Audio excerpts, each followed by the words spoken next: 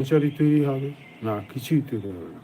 মোল্লা উলেমা তৈরি হবে, আর সেই থেকে সমাজের অবস্থা খারাপ হয়ে যায়।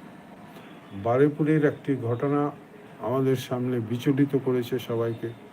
ঘটনাটা হচ্ছে বেদবেরিয়া নামক জায়গায় বারুইপুর থেকে দুই মহিলা গিয়েছিলেন কোনো আশ্রমে বা তাদের গুরুদেবের কাছে। তাদের মাথায় তিলক ছিল, শাখা সিঁদুর ছিল। তারা পাশেই মুসলিম সবজি বিক্রেতা দেখেছেন, তাদের কাছে গিয়েছেন সবজি কিনতে। তাদের কাছে সবজি বিক্রি হবে না এবং তাদেরকে অপশব্দ বলা হচ্ছে যেহেতু তিলক দেখেছে। তখন তিনি বলেছেন, আমাদের মেয়ের, আপনার মেয়ের মতো আমি, আপনাকে আমাকে এই অপশব্দ বলছেন কেন? তখন তার ঘেঁটির ধরে মারে, তার মেয়েকে রাস্তায় ফেলে মারে।